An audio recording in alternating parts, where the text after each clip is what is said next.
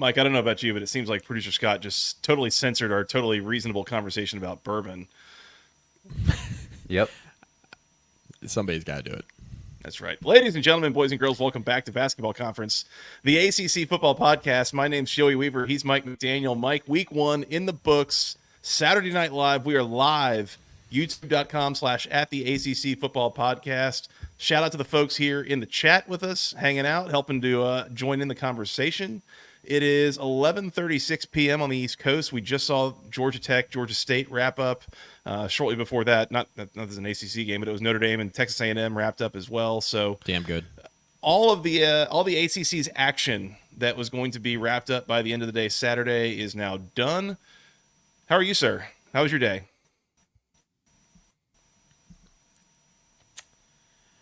Honest question, I swear. Could have been better. Could have been better. I can imagine. Yeah, this was a day that got a little bit sideways for a couple of ACC teams.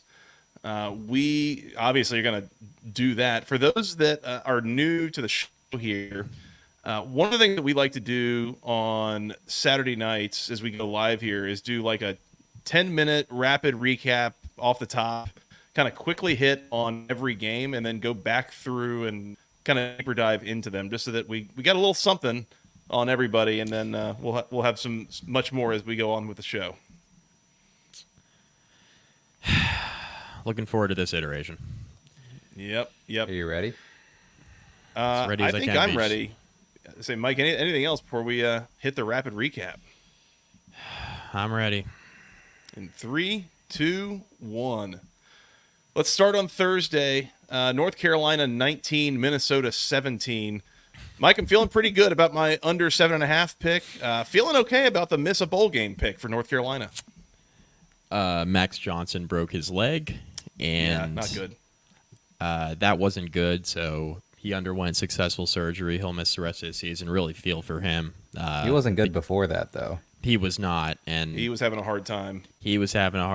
And I feel for him because he's been through a lot at multiple stops and really seemed to find a spot at Carolina where he thought he was going to be the starting quarterback, and breaks his leg in game 1 is not great. With that being said, Carolina's quarterback situation is, how do I put this nicely, in the range of cheeks, Joey? Is that I was going to go with dire, right? but I like your word better. Your phrase Yeah. better. Yeah. Yeah, they are in some trouble at quarterback. I tweeted this during the game. I said that North Carolina's quarterback situation is going to send Mac Brown into retirement. I mean that, unless they figure it out. I mean it. It just might. Yeah, not looking good. They brought in Connor Harrell. Very clearly did not trust him to throw the ball at all. No. So we'll get into all that, and maybe even the Jacoby Criswell of it all. We'll have to see, but God. we'll hit on that. Last thing I'll say here as like a big point on all this. UNC got lucky to win this game. Absolutely.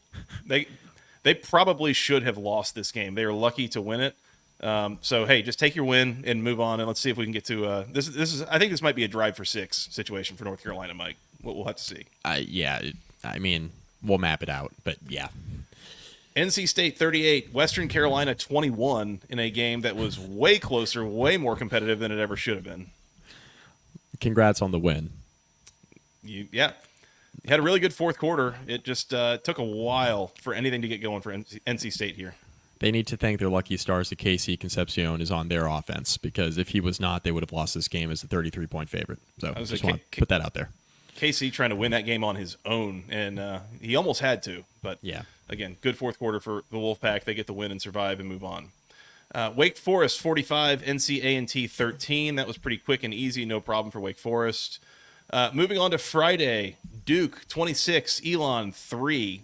This was a game that was, I don't know, it was like a slow burn of sorts. Like, I think the old solid verbal crock-potting might be involved here. Like, you look up at halftime and it's like 10-0. You're like, okay, like it's Elon, but they did keep Elon off the scoreboard for like 55 minutes of this game. So credit to Duke there.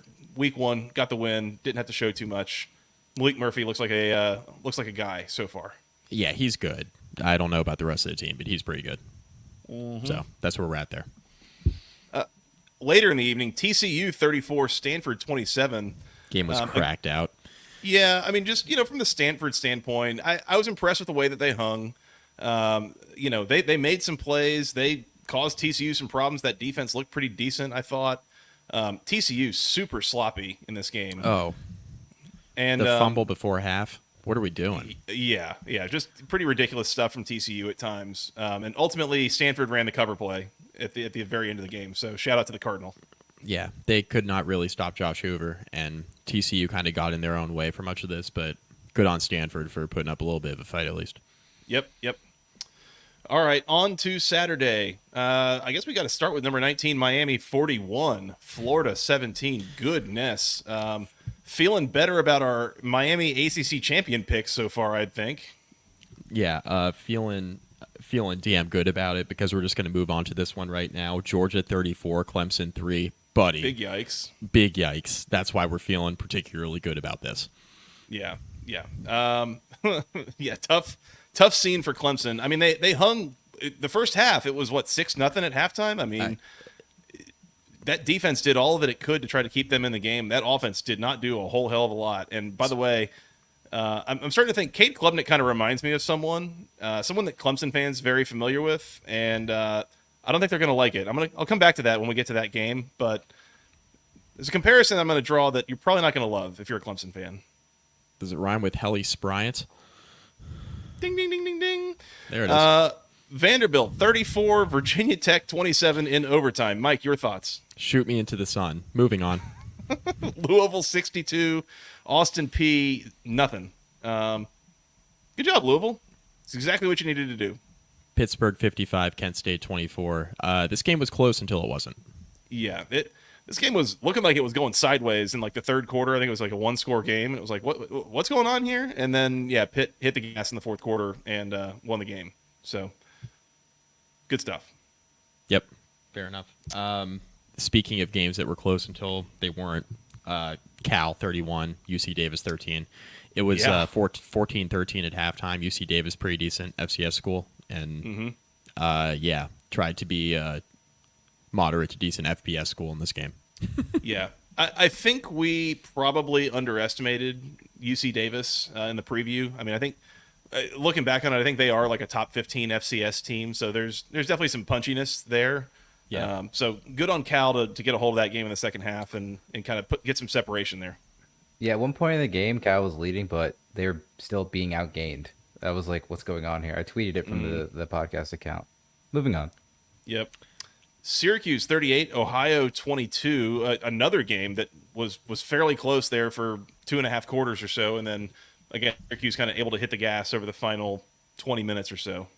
Kyle McCord, definitive upgrade at quarterback compared to Garrett Schrader. My God, night and day. I know Garrett Schrader was a beloved member of that fan base, but Jesus.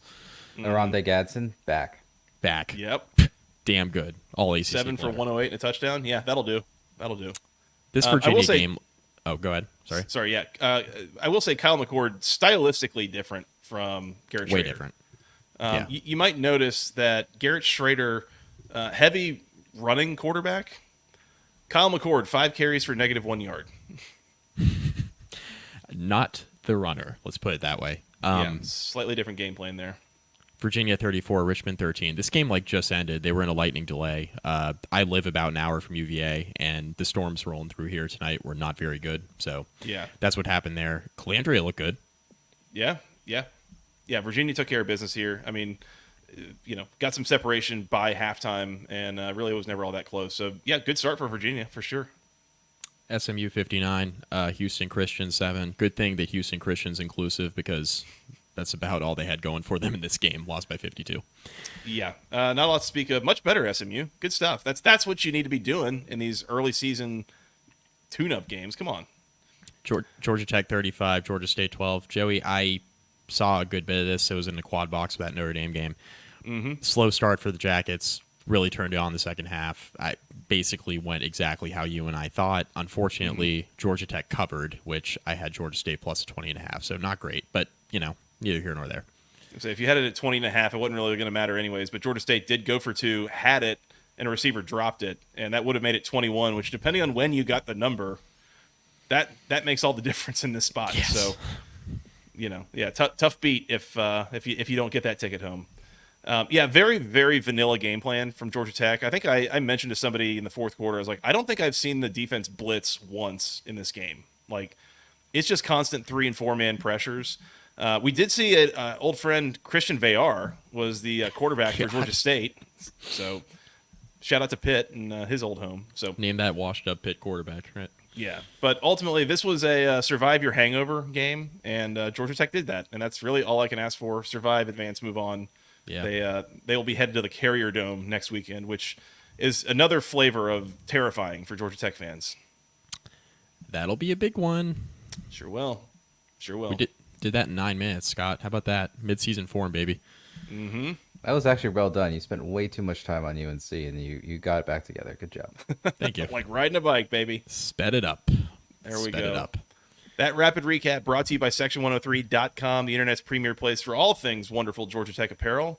They've got T-shirts, they got sweatshirts, they got hoodies, something for men, women, children, babies, something for the whole family. Every Georgia Tech fan in your life needs something from Section103.com.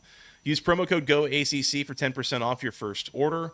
Lots of new stuff on the site, by the way. They just came out with a sweet new Ramblin' Rex shirt that I'm going to be getting my hands on one of those very, very soon. Need one of those in my collection. A couple new NIL shirts for Haynes King, for Eric Singleton.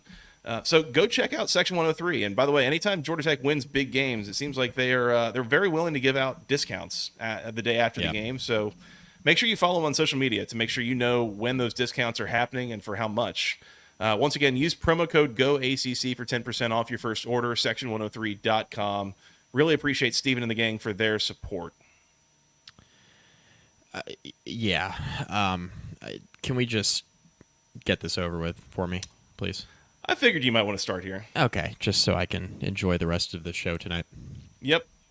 And by the way, again, if you're new here, haven't done this with us before on a Saturday night, Mike is the cruise director Saturday nights and just kind of picks whatever order we're going to go in. So go Hokies, baby. Take it away, Mike. Vanderbilt 34, Virginia Tech 27 in overtime. Boy. Sorry, excuse me. All right, let's get this over with really, really quick. My just overarching thoughts. If you allow me the floor here, Joey. Please do. Virginia Tech's offensive line, that ass got torn up today, Joey. It was not good. Yikes. Not good. Interior offensive line was horrendous. Tackles did not play very well. Virginia Tech, as usual, social media exploded and everybody blamed the offensive coordinator, which is fine. You can be frustrated with the play calling, but it was pretty apparent early on that he knew what he had on the offensive line. And by the way, this is a unit that was not great last year, but kind of got better as the year went on. 4 out of the 5 starters are returning. The one guy who is not returning to his starting lineup got bumped to the bench, got bumped to the second string. So this is a unit with a lot of experience returning, which isn't always a good thing, as you know. This was bad by Virginia Tech's front here. Tyler Bowen, Virginia Tech's offensive coordinator, I think it was pretty clear he knew what he had early on. A lot of short passes, a lot of runs to the edges, not a lot in the middle of the offensive line. It became more and more apparent as time wore on that the interior offensive line was just not very good. This was a really, really poor performance by the offense in the first half in particular. Virginia Tech's defense did not play very well either. Mansour Delane, who purports himself to be an all-conference cornerback, got absolutely roasted in this game. He was horrendous at corner. Just a couple of really, really, really bad plays by him. Virginia Tech had a early turnover on a tipped pass on a screen. That was Drones' only turnover of the day. Wasn't really his fault. Kind of one of those 50-50 turnover luck plays. But, you're looking up at the scoreboard, you're wondering why Vanderbilt has a 17-0 lead. It's because Virginia Tech's offense got off to a slow start. Then they gave Vanderbilt the ball in a short field.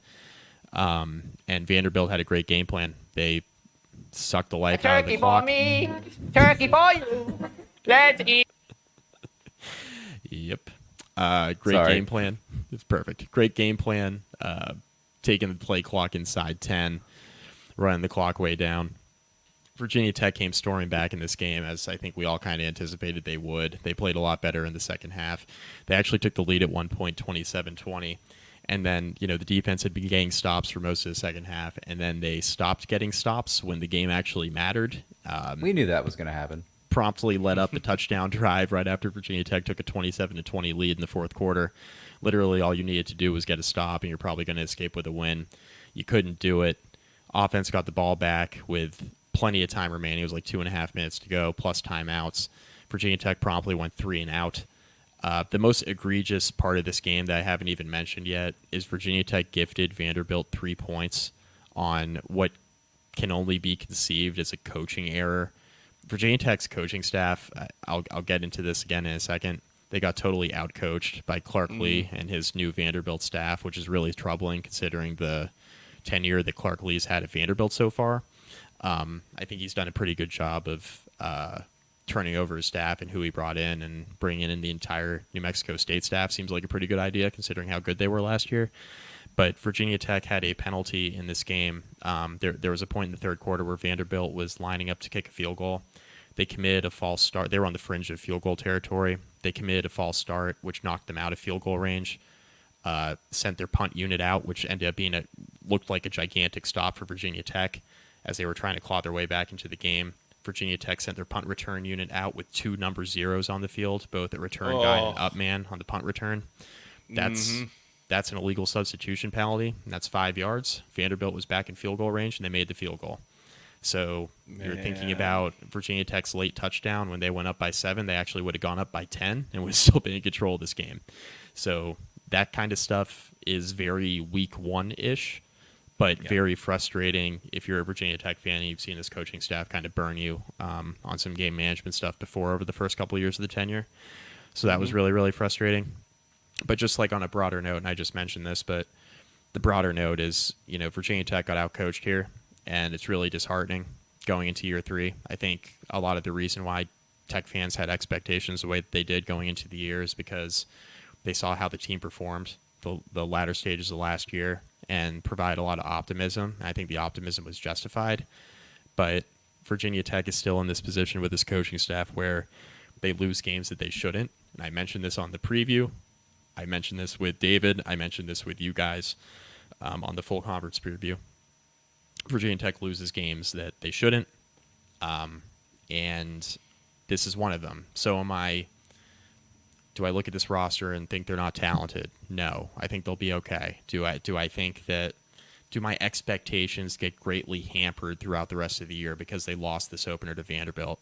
Not necessarily, because I knew Virginia Tech was going to drop one of these. I'm surprised that this is the one that they dropped. Maybe I slightly changed my expectations a little bit. Maybe they look more like 8-4 rather than 9-3, which is what I thought they might be. Maybe they're an 8-4 type team, right? I still think they're a clear rung below the actual conference contenders, which at this point might just be one conference contender, might just be Miami, right? Like they might be the gold standard, and they might just be everybody else. But those are my thoughts. Very frustrating opener. Very, very frustrating. I mean, I think what you're describing is really a majority of the programs in the ACC where you have thin margins. You don't have a ton of room for error. A lot of these programs do not feel okay down 14 points. Like, oh yeah, we can come back from this. Like you are playing on relatively thin margins, and you start making mistakes and you dig yourself a hole. And a lot of these teams, again, can't find, it's not really in a great position to dig themselves out. So I think that's probably some of what we saw here. I want to say too, and there's probably a couple things I'm going to say here that not only apply to this game, but really kind of apply to the whole conference and everything that we've seen the last couple of days.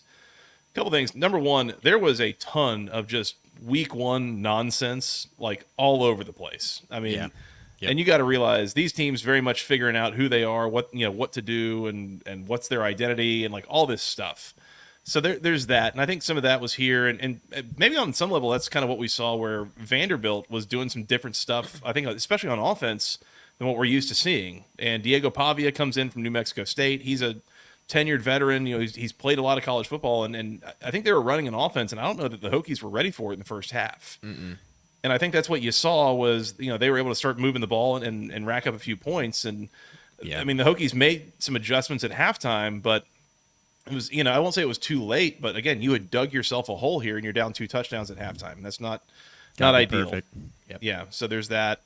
And to that point also, I mean, again, zero-sum game. This is the first game we've seen from either of these teams. I will say, I mean, there's a chance that this is not that Virginia Tech is significantly worse than we thought. Right. Maybe Vanderbilt is a little better than we gave them credit for. I mean, that looked like a more impressive Vanderbilt team than what we have seen the last couple of years. I agree. Yeah, I agree. Pavia especially, just adds a different dimension. And Clark Lee taking over the defensive coordinator duties, you could see that in the first half. Brent Pry mentioned at halftime that they came out in some defensive looks that they simply were not expecting. So that's the Clark Lee effect. A lot of disguising coverages. Kyron Drones looked lost in the first half, and he looked a lot better in the second half. They made some adjustments, but he was lost in the first half. And I think a lot of that has to do with the disguising coverages thing pre-snap, and they were doing a lot of that. And you got to give Clark Lee a lot of credit for taking over the defense, and that looked like a much better coached unit than it did a year ago. Yeah. Well, and at the end of the day, I mean, I think one of the other things too here is that I think Vandy had a good game plan that shows maybe a way that you can put yourself in position to beat this Virginia Tech team, which is stop the run and make Kyron Drones just beat you with his arm. When you take the running game out of this for Virginia Tech, I don't know that this is a fully capable, just pure passing offense. Right. It's like they need to play off the run game. So if that's not there, that could become a problem for this team maybe down the road. But we'll have to see. Was that just scheme or what exactly was that they were able to take the run game away so effectively here? Yeah, Drones isn't just we're just going to drop back and he's going to read a defense the entire game. That's not really his thing. So it's a lot of and Tech's loaded at receiver. They got a lot of playmakers at receiver, a lot of really good players on the offense, but that's just not their thing. And then plus the offensive line too, they're not just going to hold blocks and Drone's going to sit back there. They need to run the ball. Bayshell Tootin only had 9 carries today, and that's just simply not going to get it done. He's got to touch the ball more than 9 times in the running game. He's one of the best running backs in the conference. He's got to touch the ball more. And again, a lot of that has to do with, the issues up front. But then I think at some point you got to just take your chances and just try to commit to running the ball a little bit more. And I'm not just saying run it at a brick wall. He had 9 carries for 34 yards. He was averaging almost 4 yards per carry. It's not like he was being stonewalled every time. Just run the ball a little bit more. So that was a little frustrating too. Kyron Drones carried the ball 16 times. That's way too many. He's a weapon in the running game, but Tech. Drones was hurt late in the game. He cramped up, and Colin Schlee came in, and bless his heart, but he's playing the 3 out of the 4 snaps in the overtime period, and Tech put themselves behind the 8 ball, so you can't blame the fact they had a backup quarterback in overtime. That's not why they lost this game, obviously. But you can't have Drones coming off the. He was exhausted, so it's just tough spot. Yep. How does this again, week 1? Let's overreact to everything. Does this impact your outlook on the Hokies this year? Does it downgrade your win total at least, or Yeah, I mentioned maybe they're more 8-4 than 9-3. I don't think anything I saw today, given their schedule, makes me think they're going to be a 6-win team. I think the defense played enough, good possessions to think that this was some week 1 inconsistency. I don't think it's a sky is falling situation. I do think they have to play a lot better up front, and I think that's a cause for concern. I think you're also seeing too, Vanderbilt is a bad SEC program, but they're still recruiting SEC players. So you're seeing, Virginia Tech's deficiencies on the offensive line crop up against mediocre but athletic fronts, and that's what Vanderbilt has. They're not a great front, but they're an athletic front. So, Tech has struggled with those, and Tech has yet to beat a good team under Brent Pry. They haven't done it yet. They haven't done it. I mean, and Vanderbilt's not a good team, but you've had more results where you're losing to bad or mediocre teams than beating good to great teams. You haven't done that yet. So, I mean, there's some causes for concern with the coaching staff. I don't love the fact that Brent Pry was like, came out in the post game and said, yeah, we had to be humbled a little bit. Maybe that was good for us. I'm like, no, you shouldn't have to be humbled to play well. You shouldn't have to get punched in the mouth to play well. Like, we watched that through September of last year. Like, you shouldn't have to do that. Yeah. The first time you enter any sort of like realm of expectations, you lay an egg against the team on paper that's going to be the worst team in the SEC. And I do think Vanderbilt, I mean, I agree with you. I do think Vanderbilt looked better than they have in the past. And I guess we'll find out as the weeks go on whether that's more of a Virginia Tech issue or more a Vanderbilt issue, or maybe just like a random one-off game. We'll find out. But like, on paper, this is going to be the worst team in the SEC, and I mean, they might be better than South Carolina. We won't talk about that game tonight. They might be better than South Carolina, actually. Yeah. But yeah, it's just not a great opening showing. Last question, and then we can move on. Yep. Versus Marshall at home, at Old Yeah. Dominion, home against Rutgers. Does Virginia Tech go 3-0 through the rest of the non-conference, or are they going to drop another one somewhere? I mean, they need to. Not but with that offensive line. Yeah. They need to go 3-0. But I said before the year on a few different shows, and I said it here too, I was concerned about that Rutgers game because of Rutgers' front. So that's the game I'm looking at. Like, man, you couldn't hold up against Vandy's front. Yeah. I think that Rutgers front is just as difficult, if not worse. Yeah, and I think the thing that's going to be working for Virginia Tech in that game in their favor is like Rutgers' quarterback situation is just so ass. Like, yeah, they're like Calic Manis is just really, really, really bad. So, I think you're not dealing with like a formidable front plus like a dual threat quarterback.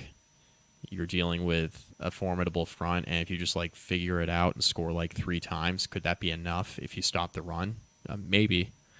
So I think that works for Virginia Tech's favor. Pavia was out of his mind. Like we haven't probably talked enough about Vanderbilt, and we got to move on. But like Pavia was outstanding. I thought he played really, really well. So yeah, that's part of it too. Yep, absolutely. Anything else before we move on? No, I'm good. I'm just gonna continue to drink. Vandy 34, Virginia Tech 27 in overtime. Mike, where to next? I mean, let's talk about Miami. Let's do it. Miami 41, Florida 17. First of all, wow. Like, Yeah. this was, I had an expectation coming in of, again, Miami with a new quarterback in, and you got a bunch of new pieces around him, and you're going on the road, and it's game 1, and Florida might not be as bad as some of the discussion kind of lends you to think that they are. And, all this stuff is like, I think this is going to be a competitive game, and I picked Florida to win the game on the preview. There was not a single hitch in the giddy-up for Miami here. They kind of cruised in this game on both sides of the ball from the start. Like, this almost felt over by halftime if something didn't really drastically change in the second half. And spoiler alert, it did not. Yeah, so full disclosure, in the 3:30 window, I was doing dad stuff, parenting, hanging out with Noah. Didn't watch a lot of this live. Now, late slate. I wasn't on the news desk tonight for SI, but I did have some work priorities. Had a few things to file. Anyway, I had the Notre Dame game up, and I had Georgia Tech up, and I had actually the Miami game on a laptop next to me because I just wanted to see at least how the first half went. So that's a majority of what I saw is what happened in the first half, and I saw a little bit into the third quarter. That was all I needed to see, Joey. That's all I needed to see. Mm-hmm. The thing I will say is that while the passing numbers for Miami looked really, really, really good in this game, I was most impressed by how Miami ran the ball early in the game. I think it set up everything they needed to do. They were running with a purpose. The offensive line looked as advertised. Cam Ward looked totally in control at the line of scrimmage on the road in a hostile environment. Getting in and out of plays, they were able to do that pretty flawlessly. For everything we say about the coaching staff of Miami, and we've made plenty of jokes, and they're all justified, and the issues will pop up again because that's what Mario Cristobal does. I thought the game management today was near flawless for Miami. I thought they were excellent. Considering where they were playing on the road, credit where credit's due. I thought they did an outstanding job. And Cam Ward, the reason why we are so high on, you and I in particular, are so high on Miami is because we know they've always been talented, but they have not had a quarterback like this in a very, very, very long time. Yeah. Flat out, full stop, have not had a quarterback this dynamic. Cam Ward was really, really good. He's been really, really good at other stops. We know how good he was at Washington State last year. This is a guy that Miami needed desperately. They had all the pieces in place. They did not have quarterback. When you have a quarterback like this to go along with 4- and 5-star talent all over the roster, the best offensive line you've had in probably a decade, this is the result. This is what you get. Really, really good. Outmanned, outmatched Florida in a way, and I picked Miami in this game. You did not. You picked Florida. Neither one of us thought it would end up like this. I did not see 41-17. I thought if the recipe for Miami, run the ball, close game, maybe win by a touchdown. That's what I was thinking. I was not thinking 41-17. Miami, in my opinion, one of the most impressive performances of the entire weekend so far. Just really, really, really good. Yeah. No, completely. I mean, this was everything you wanted from Miami in this spot. And to your point, neither of us expected this. No. If you had said this was Miami minus 17 going in, like, neither of us would have had any interest in that. No. And yet, right. They went into Gainesville, they went into the swamp, and just basically whipped Florida's ass like the entire day. And it's on both sides of the ball. I mean, right? Like Miami racks up well over 500 yards on offense. Florida comes up pretty well short of 300, and there's a hefty chunk of that Florida yardage that was on one play, basically. So, I mean, they shut down Florida basically all day. I did think it was funny. I believe it was in the first quarter that I really came away feeling like we got the full Cam Ward experience. Yeah. They get the ball to start, or they get a 4-and-out basically on Florida to start the game. They get the ball. They go 11 plays, 84 yards, touchdown, right down the field. Cam was really sharp. I mean, just hitting his receivers. Looks really, really good throwing the ball. Yep. 5 plays punt for Florida. Miami gets the ball back, and Cam Ward on the 4th play throws just an awful decision interception, like running to his left, throwing sidearm across his body over the middle of the field late into a ton of traffic, and of course it got intercepted. And it's like, what are you doing throwing that pass, Cam Ward? Yep. Like, what on earth? Yep. And that was about the last bad mistake I saw him make in this game. I mean, he was the only one. Yeah, that was it. He was kind of flawless here. So yeah. I don't have a whole lot to say here. I mean, this was just a really impressive game. I mean, Miami dominated it from start to finish. And, I mean, this was basically never really in doubt. Miami, way better team here. I really impressed with the Hurricanes. My week 1 takeaways story for SI just went live. If you're watching us live, it's on the front page of the website. You'll see most of what I have out of this game is not on the Miami side. It's on the Florida side. The Napier situation, man, is just a mess. $26 million buyout. They look totally dysfunctional offensively and defensively. Brutal schedule. Not much to offer. Scott Strickland, the athletic director, has already hired 2 coaches. He hired Mullen, and now he's hired Napier. It's a disaster. Usually you don't even get to hire a 3rd coach. He's probably going to end up doing that 'cause the state of affairs, I guess, in Florida's athletic department is really, really good thanks to Strickland, so he's probably going to get a mulligan here. But that firing of Mullen, and I know the results on the field were pretty good for the first 3 years. Year 4 was a little dicey. Recruiting was dicey. There was some politics within the athletic department between Mullen and people in charge. It was dicey. Looking like an interesting decision now because this Napier situation is really, really bad. This is trending towards McElwain territory, and that's somewhere you don't want to be. But that's neither here nor there. We're an ACC football podcast, so feel like McElwain territory is wishful for what this is right now. Yeah, it's bad. It's bad. I was going to say, and first of all, William Green, don't think UF is as bad as they looked. Miami is that good, studs on the defensive line and offensive line. I completely agree, William. Completely agree. Like, they dominated this game in the trenches. I mean, Graham Mertz takes the snap for Florida and just like almost instantly had Miami defensive linemen in his lap. I mean, just all day. Yeah. So again, really impressed with Miami and agree with, in the trenches for sure. The other thing I wanted to mention was I sent over to you. Somebody got a good screenshot. It was Chris Vanini from The Athletic. Yeah. So in response to this game, Matt Berry, who is one of the ESPN studio guys, tweets out, the Florida coach that got fired went to 3 consecutive New Year's Six games in his first 3 years, and then he was fired in his 4th season. You know who retweeted that, Mike, today? One Dan Mullen. AKA the Florida coach who was fired. V1. Dan Mullen takes him to 3 New Year's Six games in a row, and then it's decided he's not recruiting well enough, and they fire him. And this is where we end up. I think that's 3 years in, and yeah, not great for Florida. But I just thought that was really funny. Yeah. Dan Mullen's been basking in this. This is not the first time he's retweeted something related to how bad Florida has been in since he left. Put it that way. Dan Mullen's hilarious, by the way. Yeah, he's very good. He's very good at his studio job, and he's very funny on social media. So I would hate him if he were the head coach of my rival team, but otherwise he's hilarious. He's great. Yes, that's true. That's true. No skin off our back, though. Yeah, exactly. Anything else here, Mike? No, I think we're good, man. This is scary hours for Florida, but Miami looks like the cream of the crop in the ACC so far.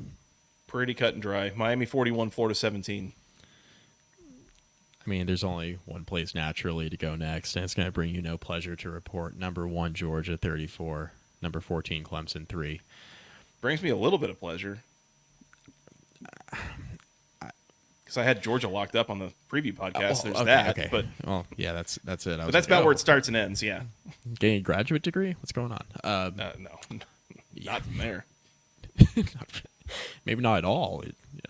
We're in our 30s. We're in our 30s. Do I look like somebody who's going to get a graduate degree? Come on. Not smart enough for that. Anyways, it's a hell of a Georgia, again, baby. I think the final score makes this game look a little different than it really played out. Again, it was 6-0 at halftime. This was a bit of a rock fight game in the first half. Both defenses really held their own, and then I think the dam just kind of broke for Clemson in the second half, as their offense just was not able to get almost anything going all day long. Absolutely brutal showing for the Tigers here, I thought, today. This was the crock potting of the year in the second half. It was 6-0, and you knew if Georgia scored a touchdown, Clemson was toast. So Georgia scores their touchdown early in the third quarter, and Clemson was toast. I tweeted. I was like, yep, 13-0 seems insurmountable. My colleague Pat Forty tweeted. He was at the game. He was covering it for SI there. He said, yep, seems like Clemson's in a lot of trouble. It's 13-0.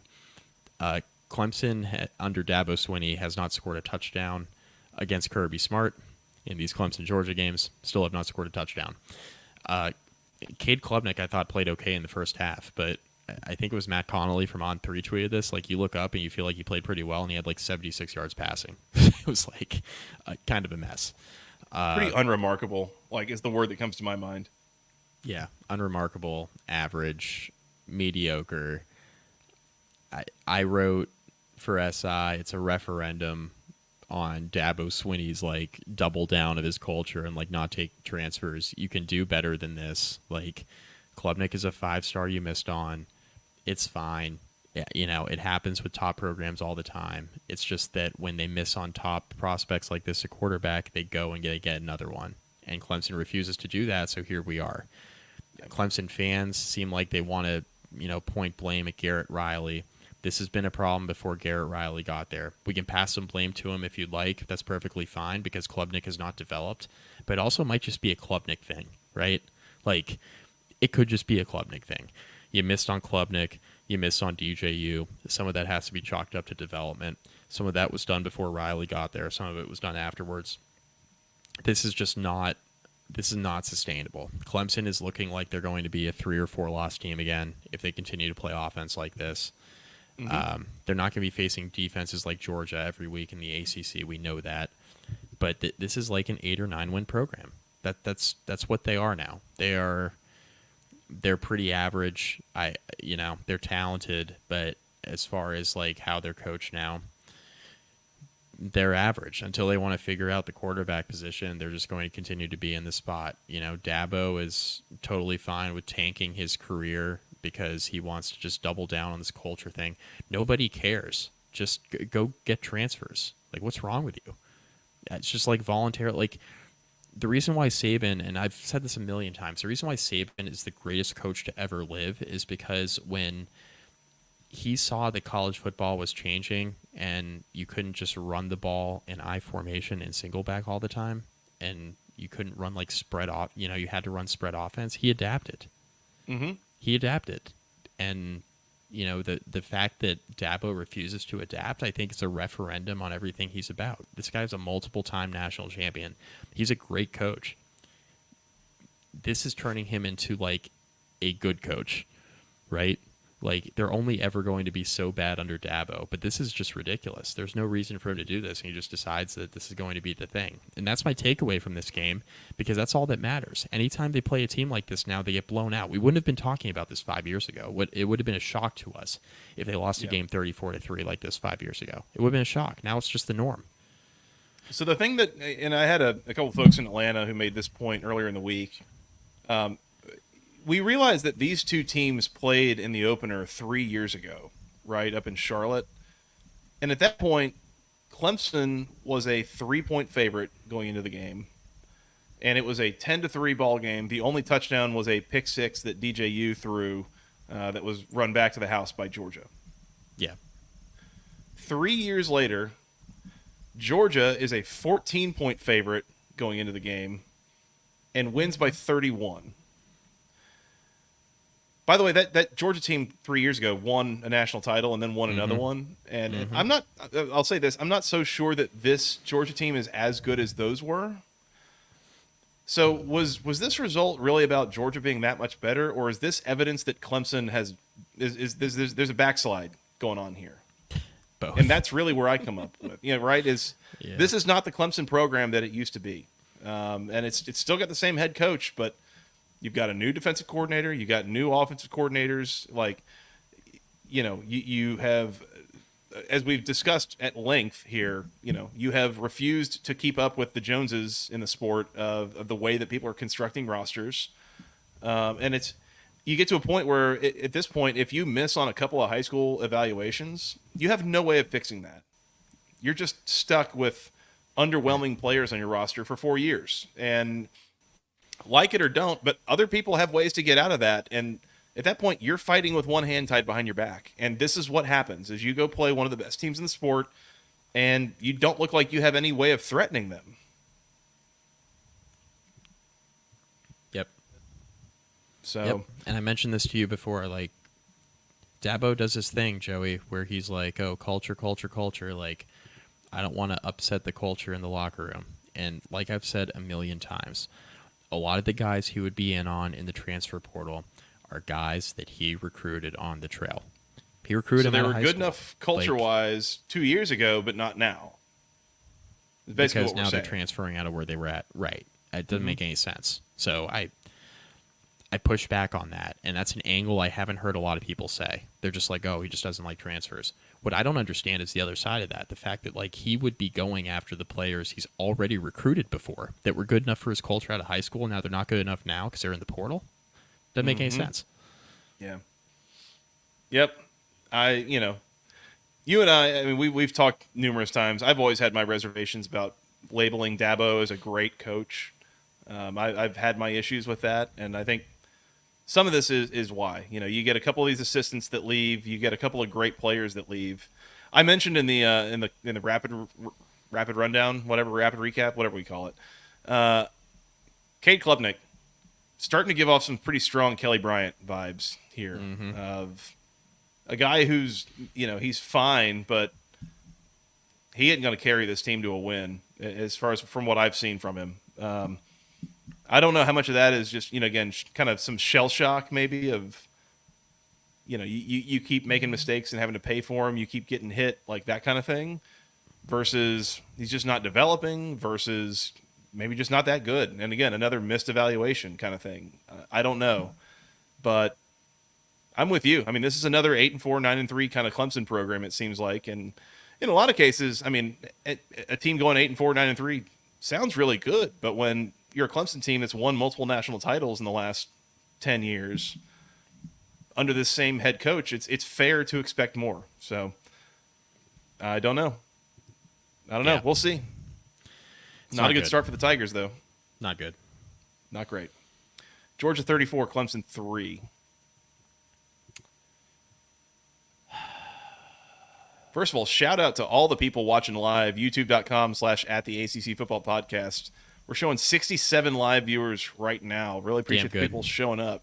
Yeah, happy Saturday night. Damn good. Yep. Hope everybody's drinking along with us. North Carolina.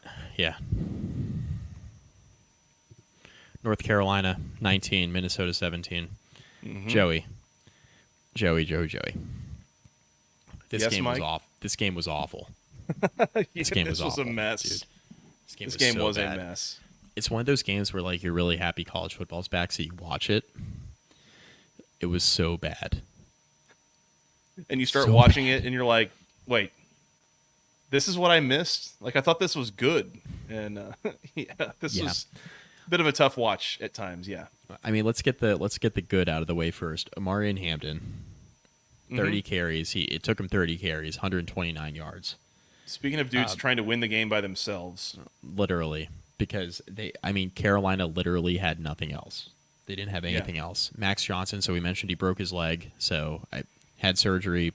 Awful for him. I think Carolina will be rolling with Connor Harrell moving forward. We'll see. But like you mentioned on the rapid reaction portion of the show, they are not real keen on throwing the ball with Connor Harrell, and we could see why. Okay? Mm-hmm. Harrell was 2 of 4 for 34 yards, running, one-dimensional. They got to figure that out. There's just too many good running defenses in the ACC that will make you throw the football. A lot of them are on Carolina's schedule. They're going to have to figure that out, right? Carolina, and we'll go through a schedule in a minute, they don't have an impossible schedule. I think they can definitely make a bowl game, but the next couple weeks are pretty important. And I just look at this, man, and I'm just... The passing game wasn't in a good spot with Max Johnson in there, just given how he struggled. He was 12 of 19 for 71 yards and an interception before he left the game. But now... One more time. That was 12 completions for 71 yards. I mean, I have my Kobe Bryant candidate. What are we doing? He's my Kobe Bryant candidate. Is that as good as Drake May or Sam Howell? Is that close? I mean... If either one of them was 12 of 19, you'd be seeing the yardage mark starting with a 2, right? At least. Yeah. So, yeah, man, it's tough. I don't know. Yeah, I mean your prediction of Carolina being kind of ass, I think is correct. In the range of cheeks is what you said. In the range of cheeks. I think that's correct. I've come around on that a bit. I still think they'll probably make a bowl game, given their schedule. There's some bad teams on there. Man, they're going to have to get creative on offense. But, man, I mean, teams are just going to load the box against Amari. I mean, Amari and Hampton's a stud, but teams are just going to load the box, be like, all right, Connor Harrell, like, throw the ball. Or even if Max Johnson was healthy, they'd be like, yo, Max, throw the ball. Like, that's the recipe. And I don't think Carolina's defense looked good in this game as much as like Minnesota's offense looked bad. Their starting running back was out, so that's important to know too. Mm-hmm. So, but yeah, man, I don't know. We'll see how much of that is Carolina's defense improving. Yeah, their defense. I mean, it held Minnesota's offense for a lot of the game pretty well. They did a good job getting pressure. They had 5 sacks in this game. Minnesota's quarterback took about 3/4 of this game to get like comfortable playing at all. He seemed like he was really struggling to make throws and to handle pressure. But it's like so they did some good things. They also allowed conversions of like 3rd and 12 and 3rd and 16. Like there were some 3rd and long conversions that happened. So it was there were some good moments, but it was definitely a mixed bag for that defense. But to your point, Mike, I mean, Minnesota's offense, I'm not sure that it was necessarily a thing. It depended on who they were playing. Like that offense looked uncomfortable and a bit of fits and starts, and wasn't the smoothest operation going on that side of the ball for them for sure. No, certainly in the first half, watching it, it was like Max Brosmer was named the starting quarterback like a few days ago, and it's like, why? Like this guy doesn't know what he's doing out there. So he finally settled in late for Minnesota, I thought. But yeah, I mean, North Carolina's defense did a good job for the record. Yeah. But again, fits and starts, we'll say. Yeah. It's funny having to watch you comment on a Jeff Collins defense. Yeah, I mean, again, like I've said before, like again, Georgia Tech fans want to clown on this guy, and understandably so, right? Like we had to endure him as a head coach for 3+ years. It got really hard to watch after a while. He is I think a decent defensive coordinator. I don't think he's an outstanding defensive coordinator. Like he's not the word I use, he's not the savant that is going to come in and fix this North Carolina defense for all that has ailed it for years and years. Mm-hmm. So we'll see. I mean, maybe I'm wrong. Been wrong before, but yeah, I don't think I'm wrong about this. Other thing I wanted to mention about this game, by the way, you mentioned Connor Harrell's passing line, and it was 2 for 4 for 34 yards, which on its face doesn't look all that bad. Couple context clues here, though. Number one, this was like the entire fourth quarter, I believe. I think Max Johnson went out like late third quarter, if I'm not mistaken. Yeah, it was in third quarter. Yep. So Connor Harrell, this is like 3 or 4 possessions basically that he stacked up these stats on. Number one. Number two, he did have a 32-yard completion on a play that was like, I couldn't totally tell if it was a read option or an RPO, but he fakes a handoff to Hampton, starts rolling to his left, and sees a tight end out, kind of on the side. It was J.J. Jones, throws a pass that looked like he was like throwing a shot put more than throwing a football. Just kind of pushes the ball out there. J.J. Jones just all alone. He's probably 6 yards past the line of scrimmage and just takes off down the sideline with nobody there to stop him. North Carolina had an offensive lineman like 5 yards down the field on that play, just didn't get called, by the way. So that probably shouldn't have happened.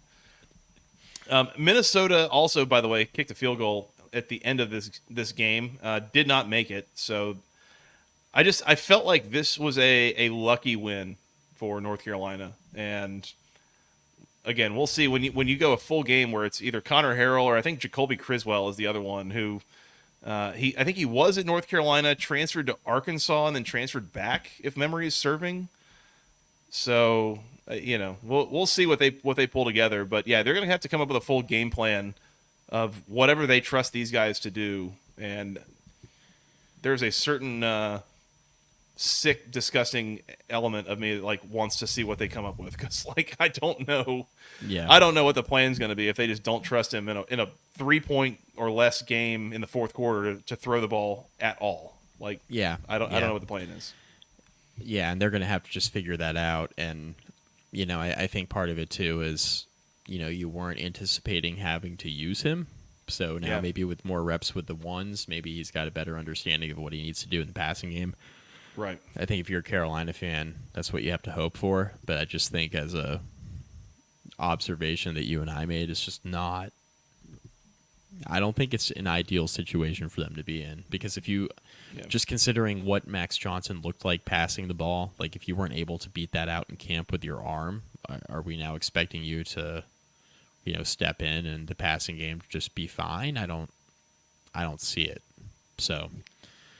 I will say, keep in mind, Connor Harrell was North Carolina's quarterback in the Mayo Bowl against West Virginia last year. Yeah. So he got a full game's worth of snaps, and I mean he was like 18 for 27 for a couple hundred yards. Like he wasn't bad, and honestly, like his legs and his mobility is exciting. So like I think he's a decent player. You just got to figure out how to use him right in that spot, and within an entire offensive scheme that serves to move the ball and score some points on an opposing defense. So with that, we are now just describing the essence of what football is. So probably time to move on. Yeah. I think I've had enough to drink now that we can talk about this game. Number Carolina 24, 19, Minnesota 17. Number 24, NC State 38, Western Carolina 21. Yo, I just want to say this. For 3.5 quarters, NC State looked like asshole. And I'm saying that with no due respect to James, whatever his name is, who was in my mentions and might be watching the stream right now. He was arguing with me. I'm sure some of you saw it. He was arguing with me on the timeline when I was critiquing NC State for how bad they looked. You are a 33-point favorite against an FCS team. I don't know what you want me to tell you. You looked terrible. You looked like you were going to lose the game for a period of time there. They were in a dogfight through 3 quarters. You're in a dogfight with an FCS team where you're almost a 5-touchdown favorite. And then he's like, in the fourth quarter, he's tweeting at me saying, "Oh, we scored. Oh, we scored again." Good for you. You should. You're almost a 5-touchdown favorite. You should win this game. They're ranked. You're ranked. You shouldn't be, clearly, but you're ranked. I don't know. And then he went on a tweeting rampage about Virginia Tech today, which made me laugh. Look, I look at this. I look at this game, right, and I think NC State is in an interesting spot with Grayson McCall. You and I talked about this. I talked about this with James Henderson when I previewed NC State. The big question was how Grayson McCall was going to look with an upgrading competition. I wasn't expecting to see the issues pop up against Western Carolina, but here we are. He's coming from the G5, and he had this great situation at quarterback when he was with Jamie Chadwell. He's experienced. He's been around the block. He's a 6th-year quarterback at this point, I think.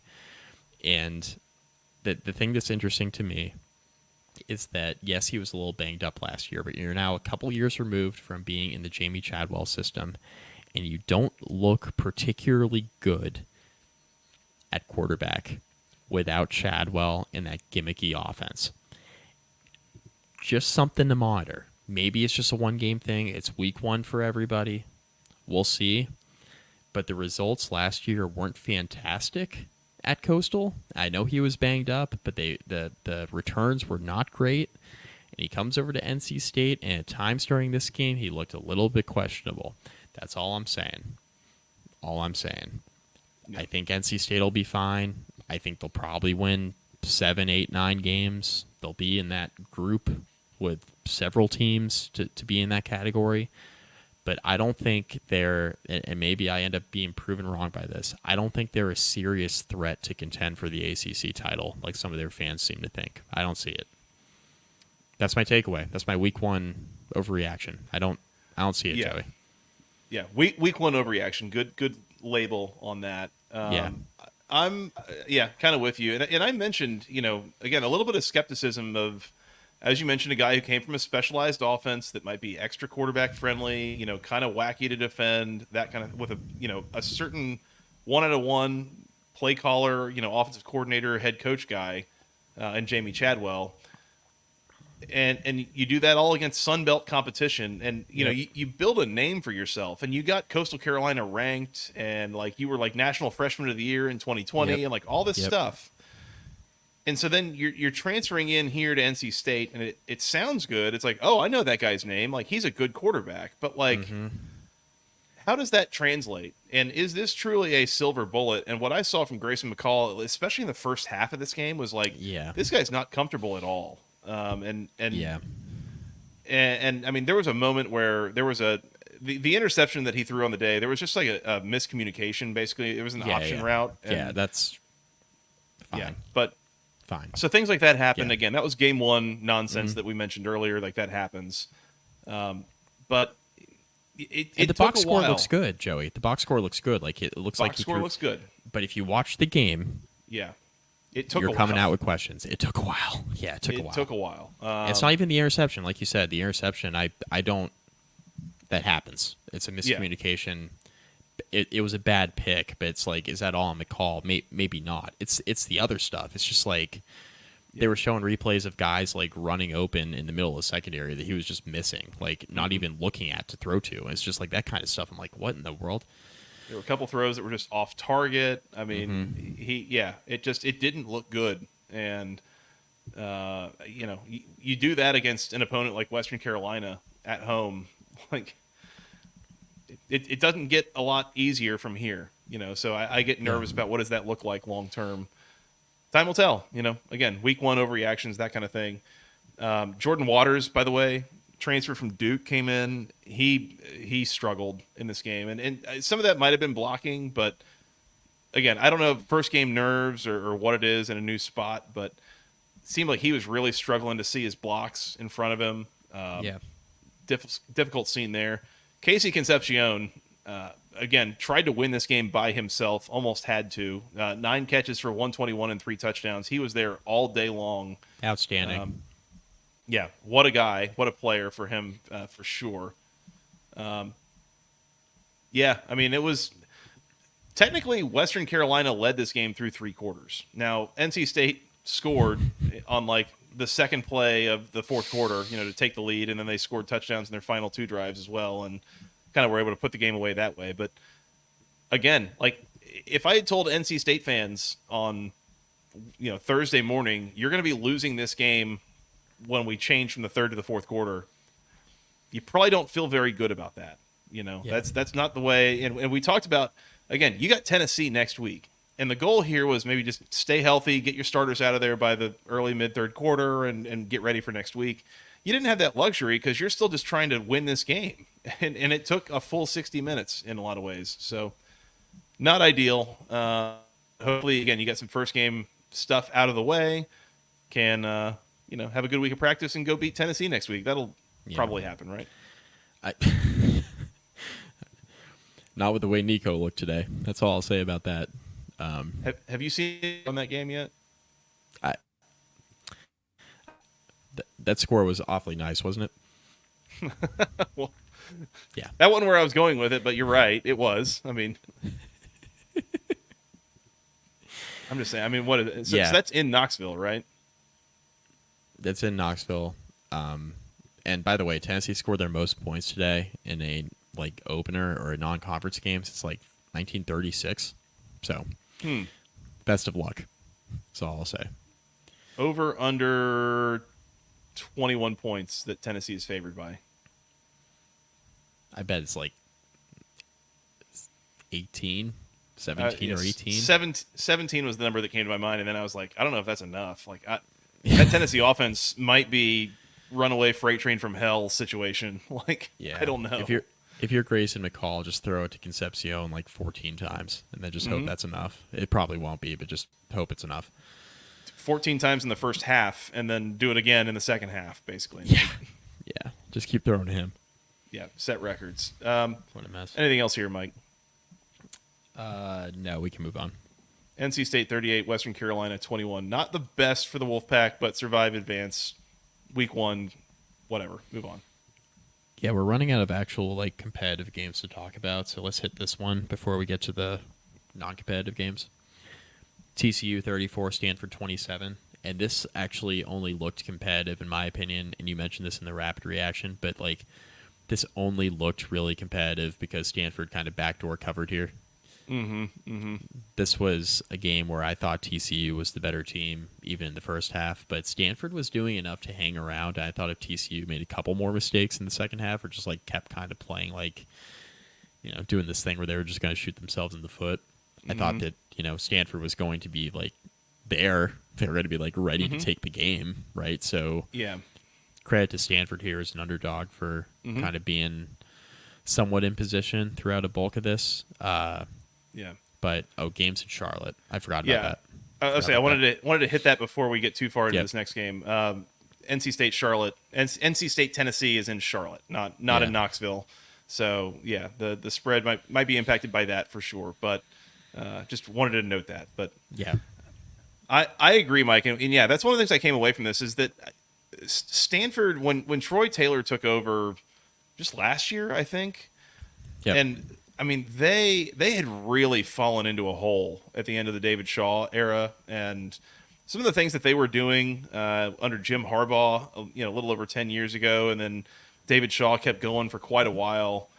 Again, it didn't play as well in modern college football with recruiting and roster building, that kind of thing, and they were in a bad place.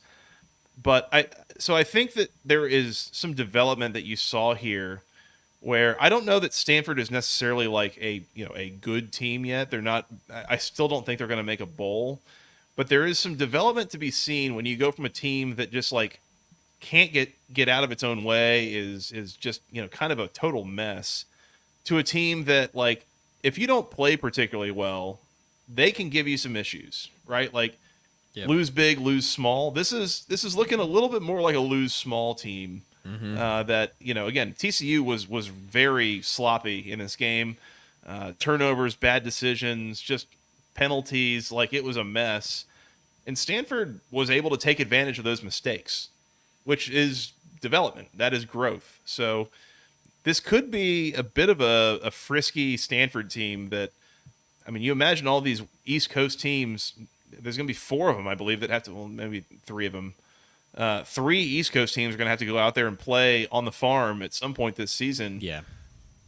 You make that long trip, you better be sharp getting off the plane, because if you're not sharp, this Stanford team might be good enough to jump up and beat someone that they're not supposed to.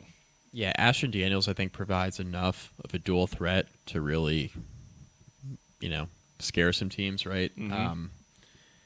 Yeah, I mean, they host Virginia Tech. They host SMU. They'll probably be favored against Wake Forest.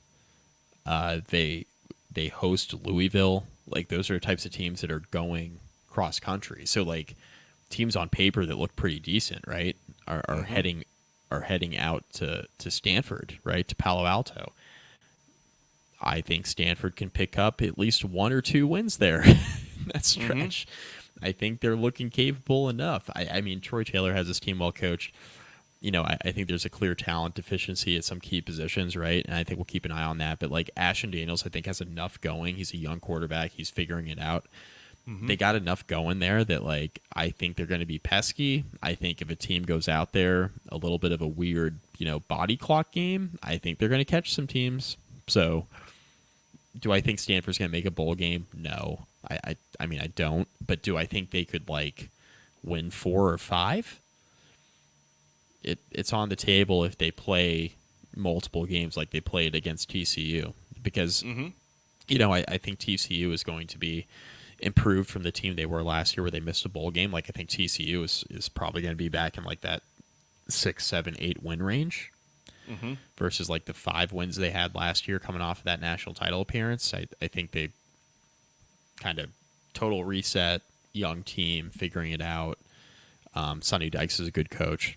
So, I mean, I think TCU's improved, and Stanford hung with them. And did it require TCU shooting themselves in the foot a little bit? Yeah, and I think, Stanford jumping up and winning maybe 1 or 2 of these games is going to require teams kind of shooting themselves in the foot. But you and I have watched ACC football long enough to know that some teams will definitely do that. So, Stanford's just well coached. He'll be there for the taking. Heaven forbid someone in the ACC shoot themselves in the foot. Yeah. Repeatedly throughout the season. Yep. Does Stanford play Miami this year, by the way? Just random thought. They do not. Oh. Nope. Okay. I don't know why Miami came to mind while talking about teams that shoot themselves in the foot, but all right. Well, good to know. Just wondering. I got bone to pick with Cam on the timeline. He's blowing up my spot on a story I just posted, so we're gonna got a little bit of bone to pick with Cam. Hi, Cam. Hi, Cam. Cam might be watching live. Who knows? He might be watching live. He's a loyal listener of this podcast. I will say that. He's a loyal listener, which I appreciate. That's right. That's right. I'm looking forward to the high boys that we get back from that high Cam. Yeah, we love you, Cam. Good showing from Stanford in a loss, honestly. And they ran the cover play. That's for sure. They did. And it's, it's one of those things, again, don't ever let a coach tell you that they don't know what the spread is. They do. They know. They know. Now, you can easily put it under the guise of, well, we were down by 10 points. We had to have a touchdown and a field goal. We were in field goal range. It was 4th down. Yeah, sure. Sure, you could have. Mm-hmm. But, yeah. And Dennis 133 nailed it. Good teams win. Great teams cover. Let's go. Oh, almost wore that shirt tonight. Specifically celebrating Stanford. Yeah. Yeah, I guess. Let's talk about your jackets. Let's do it. That was TCU 34, Stanford 27. Georgia Tech 35, Georgia State 12. As I said, they survived the hangover game. Yeah. Very vanilla game plan. I felt like it seemed like they were really hesitant to run Haynes King for most of the game. They did it a couple, on third downs or certain specific cases. Like I think it was like the last play of the first half, basically, that they were 4th and goal from the 2, and you run Haynes King to make sure you get it in there. But only 5 carries from Haynes, and the rest of the game plan very vanilla. Not sure I saw the defense blitz like at all. So I think really where they won this game was in the red zone on defense. Georgia State got into the red zone. They got goal-to-go situations 4 times, I think, and I think they came away with 10 points on those situations. Actually, might have only been 9 because I think, the touchdown they scored, they went for 2 and didn't get it. So that's how you don't cover a game. Yeah. So, I mean, Georgia State racks up 360 yards. There were some drives that they got going, but the Tech defense, not as good of a showing as under Florida State, but, I thought they did enough here. They did enough. And so, again, survive in advance. This could have been a much more painful game to watch and experience and so on and so forth. So, not a ton to say, but it is a good sign to watch a team like this in a little bit of a sloppy effort. I mean, 8 penalties on the game, a lot of disruptions to the offense, especially from penalties and such. So to see the way that they were able to kind of overcome that to still kind of cruise to an easy win in the second half, I think that's a good sign. It's a good sign. So, they don't draw pictures on the scorecard, so they, you won by 3 touchdowns, and that's good enough. You covered the spread. Good teams win, great teams cover. So they did that. That's right. I mean, you mentioned the not as sharp defensively, but also like they didn't have an entire offseason to prepare. Like how much stock you put in it. I mean, Georgia State's really bad, right? So we talked about this on the preview. This wasn't a situation where like, when I picked Georgia State to cover, and you also picked Georgia State to cover, if I'm not mistaken? Yeah. It wasn't, and I made this abundantly clear, it wasn't that we thought this game would be close. This game kind of played out exactly like I thought. I didn't think this was going to be like Georgia Tech by 10. I thought it would be Georgia Tech by like 18 or something, 17, 18. The fact they won by 23 points in this game, and Georgia State had multiple opportunities in the red zone, it could have easily played out that way. I was going to say, you had multiple red zone trips for Georgia State, come up nothing. Right. And if they get in the end zone another time or so, this all of a sudden starts to get a little bit squeaky from a margin standpoint, for sure. Well, I mean, I was watching that last drive before halftime, and I'm like, there was a lot of like timeouts and commercial breaks and all that stuff, and I kept looking up, and I was like, okay, there's 15 seconds left in the half. Okay, there's 9 seconds or 7 seconds left when Haynes King ran it in. And I was like, okay, it's 4th and goal, and they were like trying to figure out what they wanted to do. And I'm like, they should probably punch this in here, because this has been like a pretty sloppy effort in the first half. Like, not Georgia Tech was clearly the better team in the first half, but they just like, it seemed to me watching it that they weren't taking Georgia State seriously. And why would they? This is the whole reason why we picked Georgia State to cover. We thought Georgia Tech coming off a huge win overseas, come back home, Georgia State stinks. Why would you take it seriously? And you kind of rolled the helmets out there a little bit, which is exactly what they did. And like you said, Super Bowl game for Georgia State, by the way. Super Bowl game. And we mentioned this on the preview too, like a lot of guys who didn't get an opportunity to play at Georgia Tech are playing on the Georgia State side, right? That didn't get a scholarship offer, whatever, weren't a take, or, who knows. Didn't make it to the flats, right? And we kind of knew that would be the case. And it played out exactly how we thought in the first half. I thought Georgia Tech came out in the second half. I'm sure Brent Key was like, yo, guys, like, come on. Like, what are we doing? Yeah. Georgia Tech, I thought, looked much better in the second half, and this game went pretty much how we thought. And good win, big game next week, and 2-0. You take it, right? 2-0? Yep. just move on and head to upstate New York next week. Yeah, I mean, it helped in the second half. They came out. I think they scored touchdowns in their first 2 drives after halftime.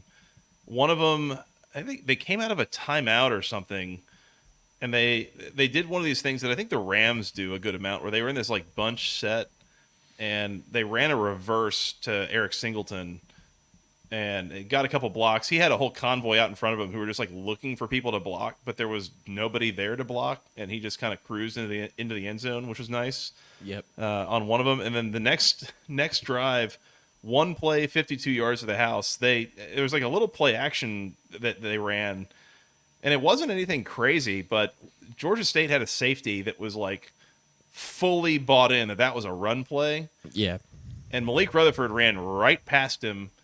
And I don't think there was a defender within 15 yards of Malik Rutherford. Like it was one of the, like I could have made that throw. I think I could throw it that far, but like there was nobody. Yeah, it's like you never get anybody that open in this game. So yep, that went from 14-3 to 28-3 basically that quickly, and so again it was kind of easy to cruise from there. Survive and advance and just keep it moving. Again, I think they were really trying not to put almost anything on tape for this game.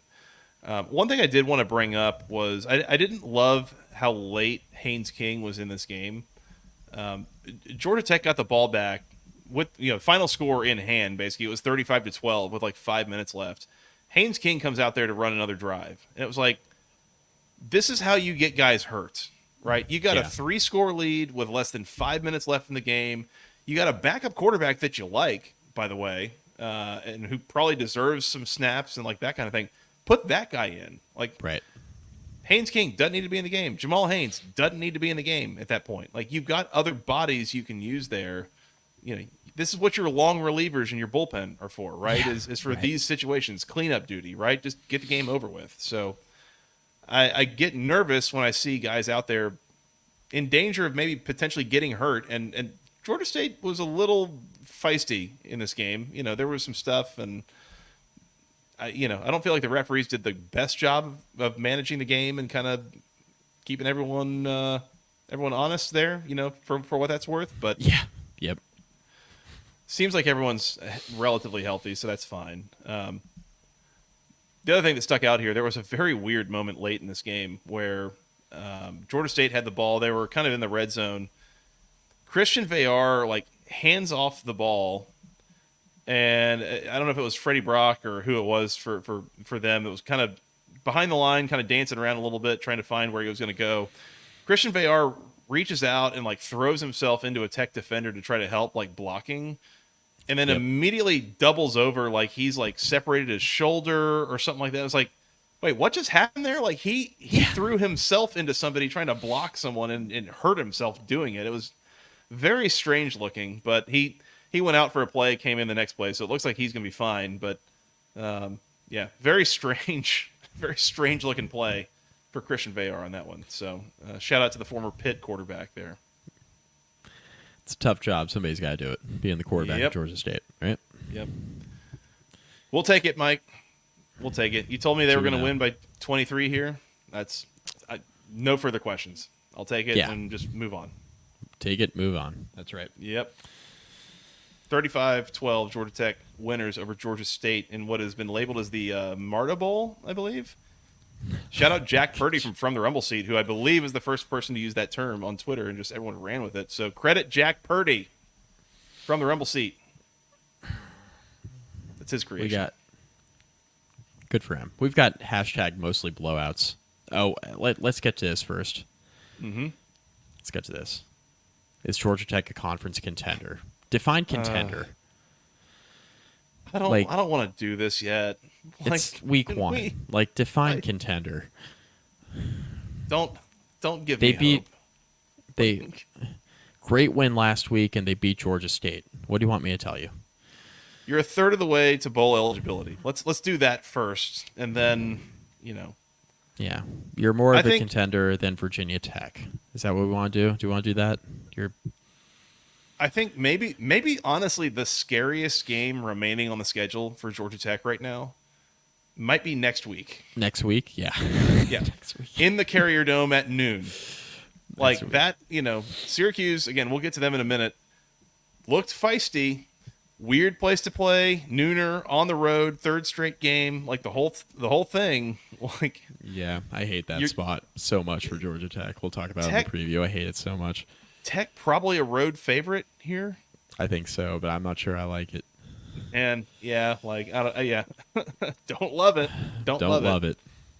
So yeah, let's get through that and then we'll talk. Let's go there now. Let's go there now. Syracuse 38, Ohio 22. Yep. And the one thing I will say here, and I mentioned this in the rapid reaction,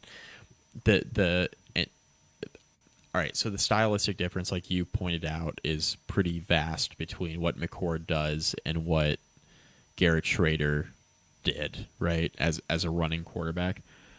And if you asked either one to do what the other one was doing, we would have criticized that a lot. Like, I think Absolutely. for both cases, they're doing what they are best at. Right. Now, with all that said, I think this version of the Syracuse offense is much better. You have LaQuinn Allen in the backfield. You know you can run the ball. He had 15 carries for 98 yards in this game. And if you get the kind of passing attack that you got out of Kyle McCord in this game, he threw for 354 yards, 4 touchdowns, 1 pick. If you get this kind of passing game out of him to go along with the Quinn Allen, who has the potential to be an all-conference running back, that's the recipe. Just play defense, right? Mm-hmm. Just play defense. Rondé Gadsden is back. He had a huge game today, 7 catches for 108 yards and a touchdown. He's absolutely going to be first-team All-ACC unless he has another injury. He's going to be a first-team All-Conference player. This is this is the formula. If you're Fran Brown in year one, you get to 7 wins, 8 wins. I think their win total was like around 7.5. This is the recipe, right? You have Kyle McCord step in and be the type of guy he was at Ohio State last year. And that's good. That's good enough to put Syracuse into a position where they're going to be a competitive team in the ACC this year. They can be in that mix with Georgia Tech. They can be in that mix with NC State, Virginia Tech. Hopefully, they get the horse back on the wagon. They get the wagon back going in the right direction. You can be that kind of team this year with Louisville, like that second tier in the ACC. Hopefully, you can be that kind of team. This is a really nice showing for Syracuse. Yeah. They trailed early in this game, right? Offense got off to a little bit of a slow start. Played much better in the second quarter, made some adjustments, went into halftime leading, looking pretty good, looking like they turned it around, and they parlayed that into a really strong third and fourth quarter. And this is a position where, they go out and they win like they're supposed to in week one, sets up for a huge game for them for their second game of the year in week 2, and Georgia Tech's third consecutive game, right? You got to go up to upstate New York and play a nooner. It's a scary spot. So, here we go. Yep. Yeah, absolutely. Syracuse, the defense had a couple issues early in this game, like getting off the field. Ohio's first 2 drives combined for 25 plays and 104 yards.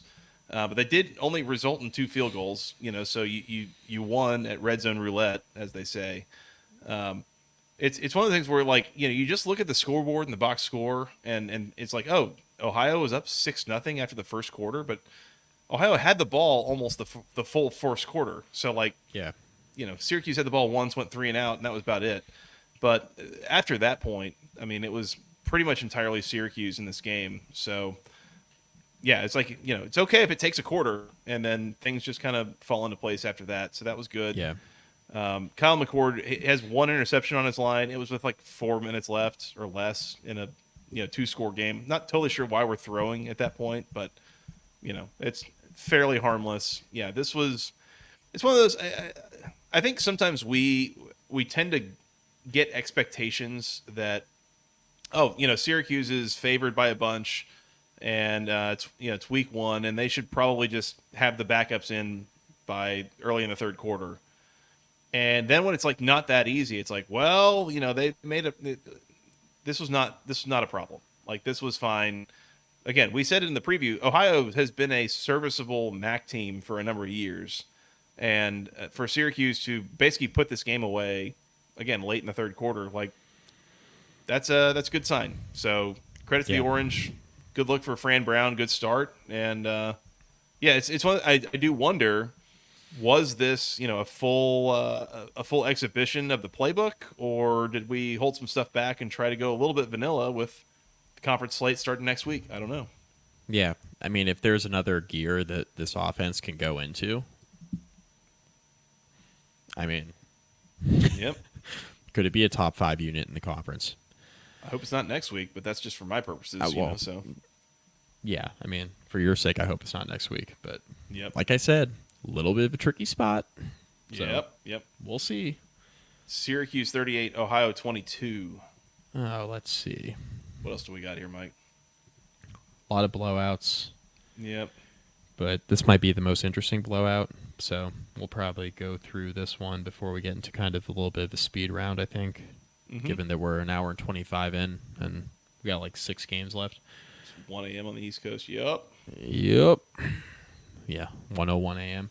Pittsburgh 55, Kent State 24. So, like I mentioned, this was a 28-21 game at one point, and Pitt kind of put the hammer down. Desmond Reed had a early kick return for a touchdown. That was pretty exciting. Or punt return? Was it punt return? Punt return, I think. Yeah, it was a punt return. Yeah, it was punt return. I mean, Eli Holstein looked like the right choice as the starter. Eli Holstein was named the starter after our podcast preview podcast. Transfer from Alabama, by the way, so that kind of helps inform that a little bit. But looked good in this game. I mean, he did. Threw for 330 yards, 3 touchdowns, completed 75% of his passes. Strong start.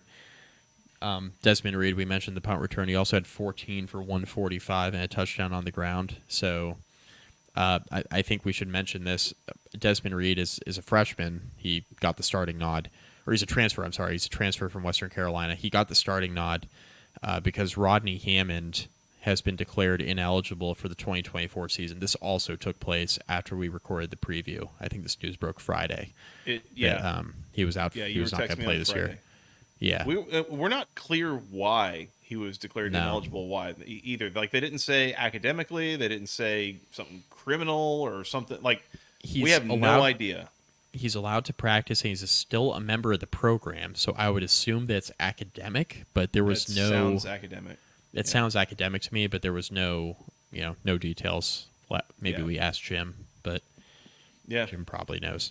Even if we can't say on record, he'll know off record. He'll be able to tell us. But it seems academic. So Desmond Reed named starter and obviously made a big impact with the 145 on the ground and the touchdown, then the punt return as well. So really good start there. And it was kind of a slow start to the game. Kent State, much like we were talking about with the Syracuse-Ohio game, like Kent State had some stuff going offensively early, and then Pitt just kind of put the hammer down. That was it.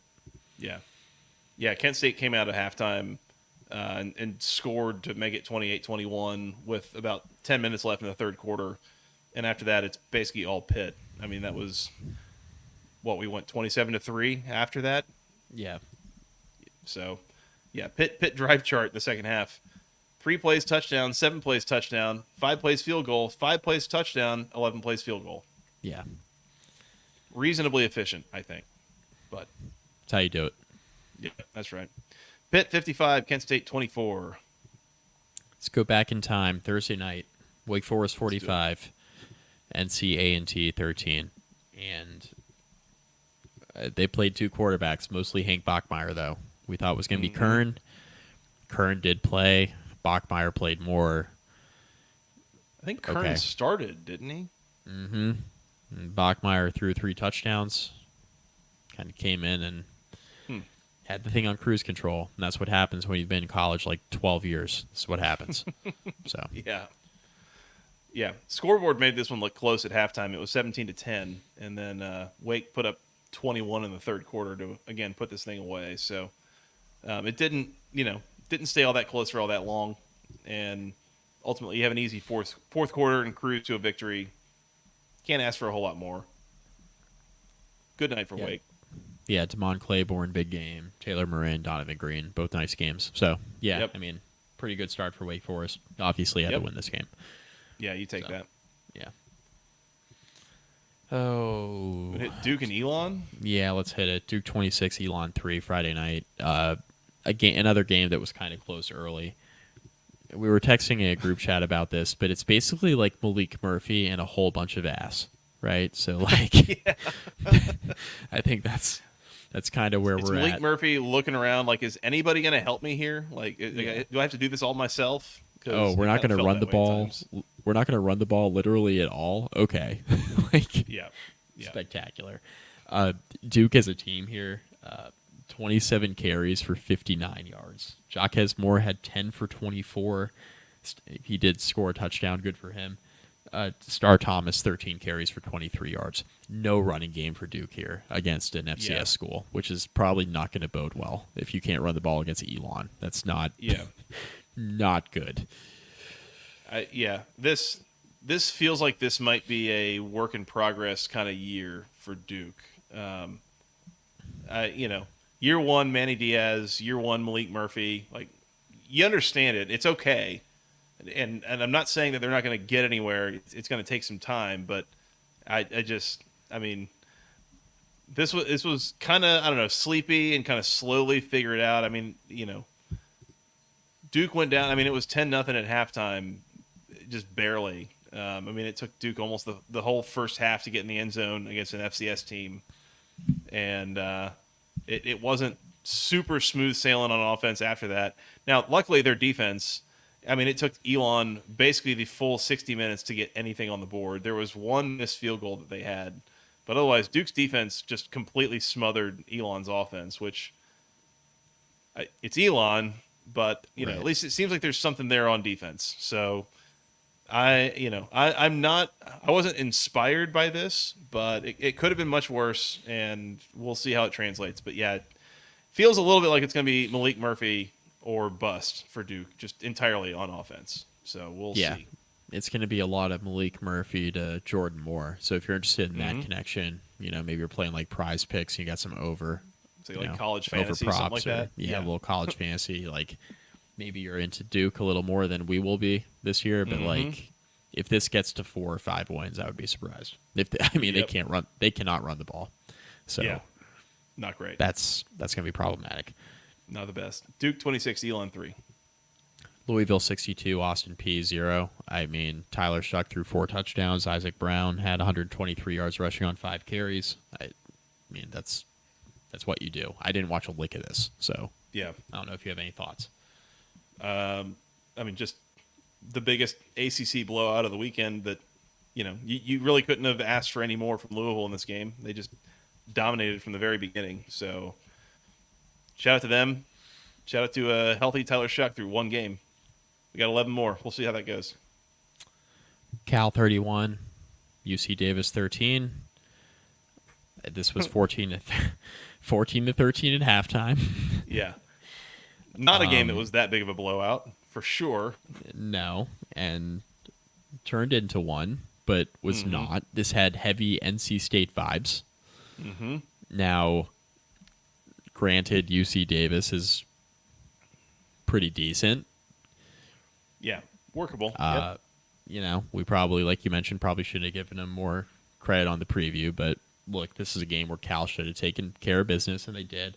They named Fernando Mendoza the starter, so that's notable because they were not sure, at least when I did the preview of Cal, they were not sure if they were going to go with Mendoza or they were going to go with Chandler Rogers. They went with Mendoza. So, he was a starter, 15 to 22 for 158 and a touchdown. He looked okay. I wouldn't say he was, phenomenal, but he looked fine.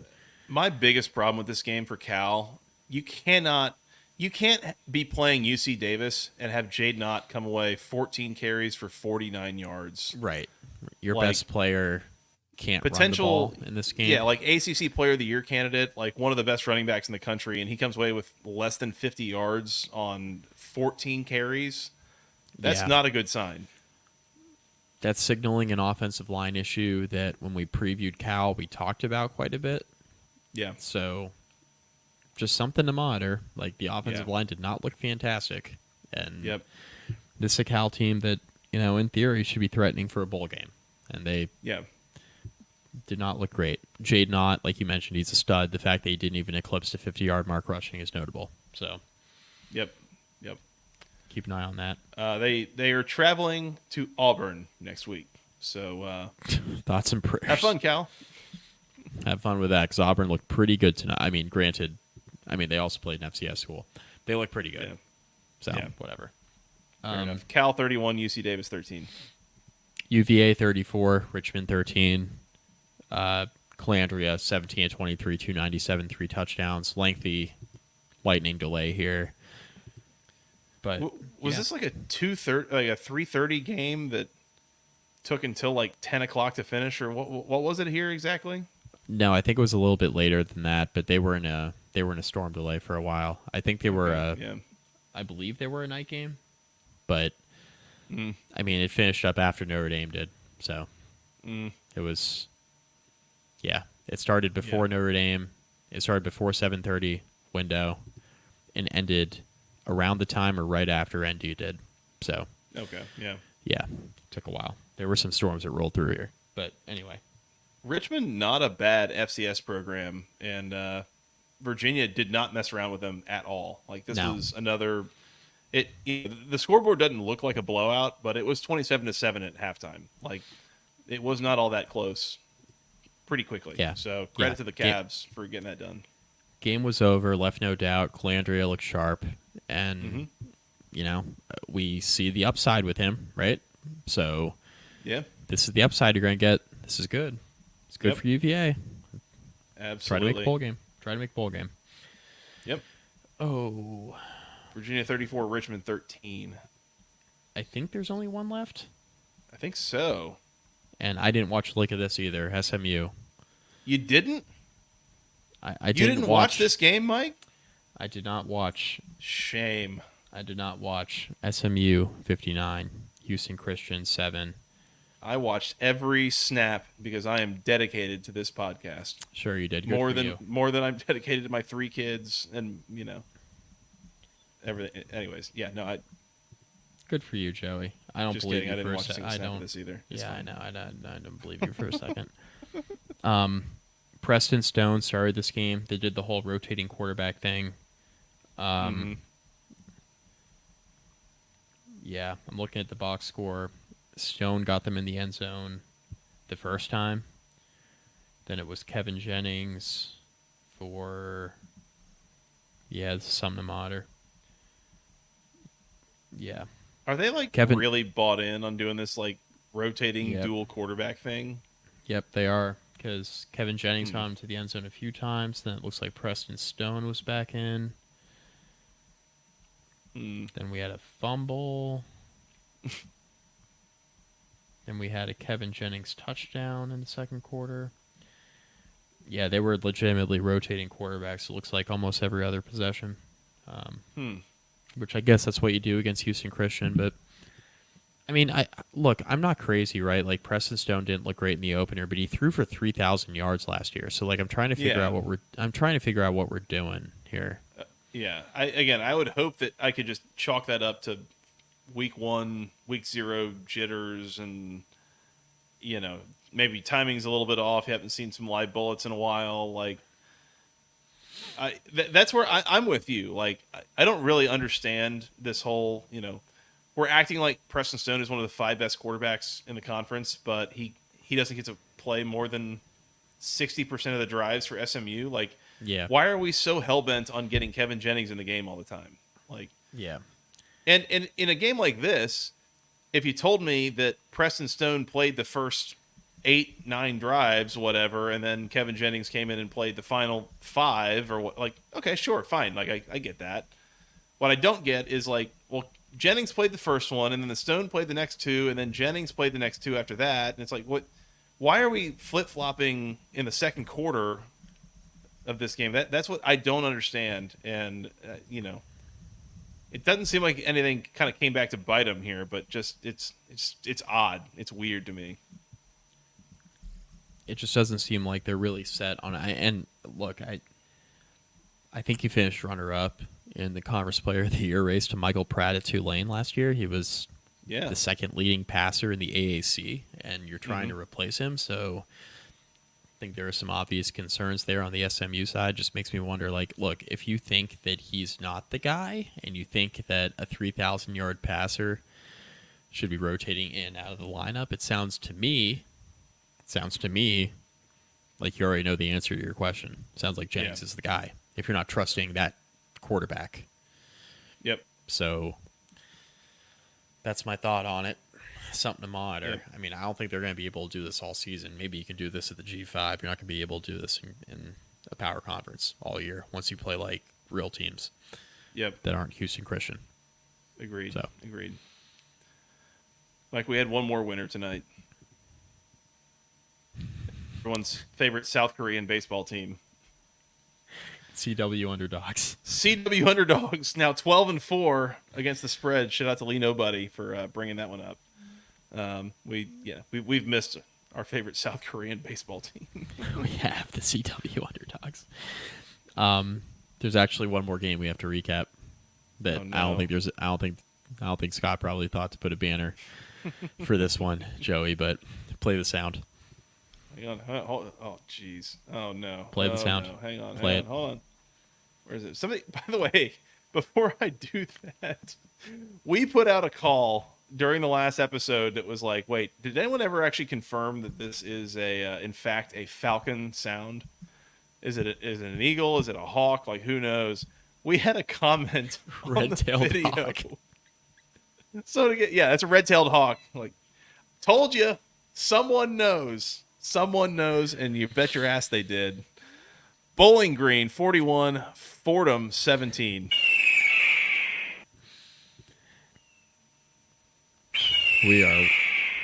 Keep playing that sound. We are 1/7 of the way to the over. Let's go. I'm cheering for you, Mike. I couldn't do it myself, but I'm cheering for you. I just want you to know that. Scott Loeffler is going to be an excellent next head coach at Virginia Tech. Oh, no. Oh, no. I wouldn't wish that on you. I would not wish that on you. He has been there for so long. Let me look at this. He's been there a lot longer than you and I expected.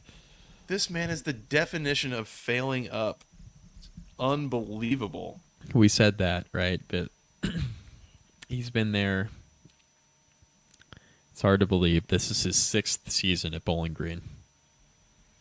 Goodness. 6th year at Bowling Green. Would you like to guess his overall record or even his conference record in those 6 years?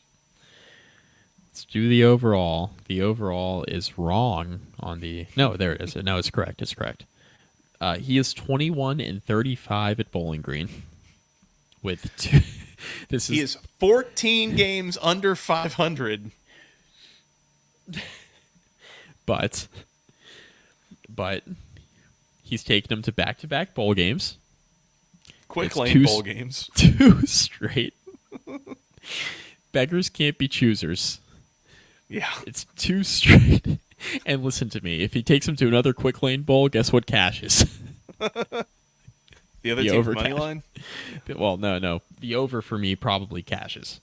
Oh, yeah, that's true. That's true. Well, probably not. I don't know. Back-to-back quick lane bowl losers. They went into 2022. They went into the quick lane bowl in 2022 with 6 wins, and entered the quick lane bowl in 2023 with 7 wins. So it depends on the year. It may or may not cash if they go to a quick lane bowl because it's based on regular season wins. So we'll see. It may or may not cash. But the bottom line is that Scott Loeffler, he's taken them to back-to-back bowl games. This looks like a team that could go to another bowl game. And if you do that for 3 years in a row at the MAC, you can probably do it 3 years in a row at, like, Old Dominion or something in the Sun Belt. Is that failing upwards? It feels that way. Is the MAC the worst conference in the FBS? Man, that also feels that way. It does, doesn't it? Yeah. There's been a little bit made out of the fact that it's been a while since, like, a MAC coach, like, the coach of the team that wins the MAC, when's the last time that guy got called up to a Power 4 kind of job, right? Was it PJ Fleck at Minnesota? Going from Central Western Michigan? Western Michigan, sorry. Like, that might be the last time. Like, just a year or so ago, you had Sean Lewis leave for Kent the State? OC job. Yeah, for the OC job. To take an Colorado. OC job. Yeah. Like, that's not the best sign. Babers So, left Bowling Green at Syracuse. Mm-hmm. I mean, Elko left Bowling Green for Wake Forest. Like, that used to happen fairly frequently, and it is not happening right now. Yeah. So, in any case, I think that's probably the worst conference for my money, but either way. You ready to do some awards?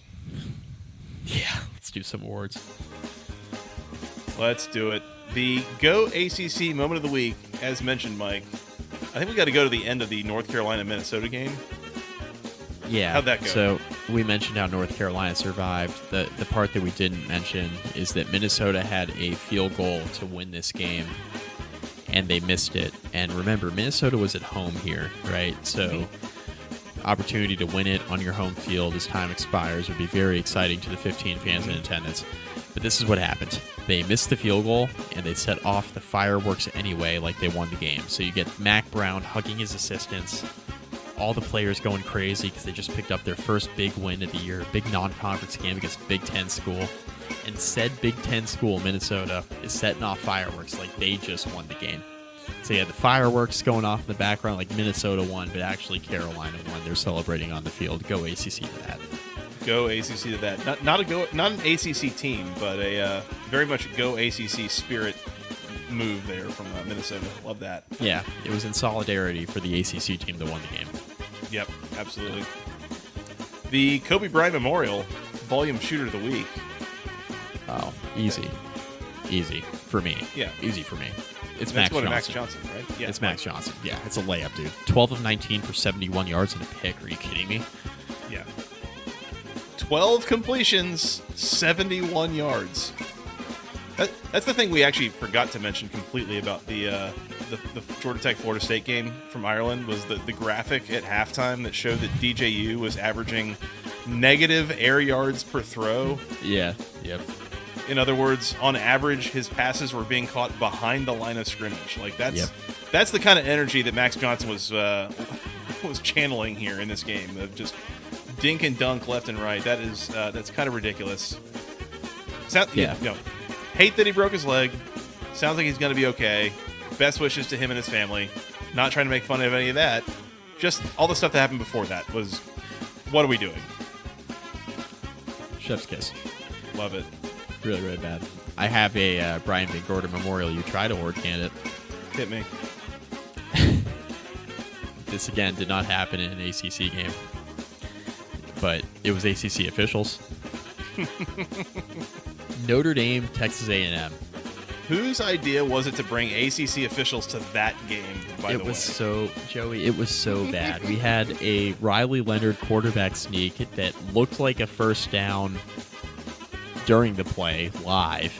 Mm-hmm. Then they did a measurement, and they marked him short. It was a terrible spot. Then they did a replay, and Joey, newsflash, the replay looked like another first down. Looked like it was very apparent. Like Riley Leonard had his entire body and the ball beyond the first down marker. They marked him short anyway. They said the play stood as called on the field, said he was short of a first down. That was one of a litany of really interesting penalties. Mike Elko was going crazy. Marcus Freeman was going crazy. Questionable offside, false start, who moved first, seemed really obvious on replay. The officials tended to just make the wrong call. Like, if it was obvious the offensive line moved, they'd call an offside and vice versa. It happened like 3 separate times. Just a mess by the ACC officiating crew in this game. So, Brian Van Gorder Memorial You Tried Award. You tried to call a good game. You screwed it up like you always do. It's, just typical ACC officiating week 1. Love nothing more than ACC officials getting involved in like a non-ACC big national implications game in front of God and everyone. just doing the ACC officiating thing. Like, just really love that. That is hilarious to watch. Big win for Notre Dame, by the way. Yep. Yep. Big win. Doing that on the road in front of 108,000 Aggies. Yeah, I know you work I was with going a to lot say of weirdos. Aggies. That seems not nice, so I'm just going to go with Aggies. I know you worked with a lot of Aggies, so that'll be pretty funny. Yeah. You'll enjoy Yeah, that. I At know. work I next know week. plenty of them. Yeah, No, that'll be good. That'll be good. Any other awards for this week, Mike? I feel like we could give the You Died Award to Houston Christian, but I feel like that'd be in poor taste. So I'm not going to do that. Oh goodness. Team of the week. Miami, probably. Probably. Goodness. Probably. Vanderbilt? Say- I'm just kidding. Oh, too soon. Too soon. Player of the week. You- Got to be Cam Ward, I have to think. Yeah, Player of the Week, Cam Ward. You Died Award, Max Johnson? Ooh, Oh. definitely too soon. Ooh, way too soon. Player of the Week. Definitely too soon. Player of the Week, Cam Ward, Yeah, I think. really good showing from him. Yeah. Good Kyle stuff from Miami. McCord. Kyle McCord flies under the radar a little bit. I thought he played well. So. Yeah, he had a nice week. Yeah. Malik Murphy, All right. I think you almost have to name him just because he was alone in that endeavor. Yeah, So. did it himself more or less. Yeah. Yeah. So good for Duke for sure. Mike, I would say that does it for week one, but it doesn't quite. We do have Yeah. one more game coming up. Again, this is Saturday night, Sunday morning. We record this. We have Florida State, Boston College Monday night. I think the idea will be that we come back and recap that game and then preview the week two games, probably all in the same episode here in the next few days. Yeah. So yeah, keep it tuned here. We'll make sure that we give you some analysis on whatever happens Monday night. Hopefully, Florida State finds a way to tackle Thomas Castellanos. Otherwise, it's going to be a long, long night in Tallahassee, and there'll be some really big things to talk about. So, see how Yeah. that goes. Yeah, I got a bet riding on that game. So let's go Knowles. All right. Let's cover. Right. Let's cover. Let's be adults here. Good luck. Yeah. Before we head out, thank you to everybody who watched this evening. A lot of people Yeah. present. A lot of people excited for week one. So a lot of people jumped on the live stream, which we appreciate. Make sure you subscribe to the YouTube channel. We do this every Saturday night. So go Please check do. out there. I'm back on the news desk for SI next Saturday, so this will be closer to midnight Eastern time when we hit record when I'm off work. Because I'll be pretty busy until that point, so it'll be around midnight Eastern time. We hit record on the live show. So go check that out. And In other words, trying to somewhere early in the second quarter of whatever West Coast ACC games are going on. So if Hawaii plays like an actual night game, against some random ACC school. Do they have any ACC teams left on the schedule? Is that probably, I feel like there's one somewhere there. yeah, maybe. But there's gonna be a lot of those Cal Stanford games that start at like 10 p.m. Eastern. So a little bit of a watch along situation with some of these episodes too, I think. So keep it tuned here for those. Yeah, kind of like we do with week 0 with SMU. So Yep. do that. Yeah. Follow us on social media and hit the YouTube channel, and you'll know when we go live. So Yep. appreciate Please everybody do. jumping on. Please do. Yeah, thank you all for joining. It's late, but it's fun, and it's great having people in the comments kind of helping to add to the discussion as well. So we appreciate the folks that do that. Make sure you hit the subscribe button, hit the like button, hit the bell icon. You'll be notified when we're going to go live here Saturday nights, or if we do the previews live, we might do some of those at times. Not as consistently live for the previews, but sometimes they are. So hit the bell icon. It'll tell you when we are going to go live. Mike, anything else before we work on getting out of here? No, I think we're all set. On to week 2 already. On to week 2. Yeah, we had a solid week 1. College football's back, baby. Love It it. was good. Felt good. Yep. We will we'll see how things continue to shake out as the season goes on. In the meantime, we're on Twitter at FTRSJoey, at Mike McDaniel SI, together at BC Podcast ACC. Send us an email, basketballconferencepodcast@gmail.com. Nailed it. Thank you.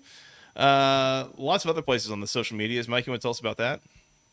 Facebook.com/basketballconference rate review. Find most of our stuff there. YouTube.com/@the ACC Football Podcast. Subscribe if you haven't already. Big help to us. We enjoy doing this for free, but we like it a lot more when we also make money. So that's why we ask for you to subscribe. Really important for that endeavor. Yeah, gives us more incentive to do these like midnight live shows other end for the love of the game, so to speak. So yeah, exactly right. Exactly right. Yep. So yeah, hit that subscribe button. We'd appreciate that. Support our sponsors, Section 103, Home Field Apparel. They would love your support, and we would appreciate you supporting them in using the promo codes as prescribed. That lets them know that you are coming from us, and you're supporting them as part of our recommendation. So thank you guys for those that do that. Mike, I think that's it. Anything else? We're set. I will talk to you on the preview. We'll, like you mentioned, we'll recap Florida State, Boston College. Yep.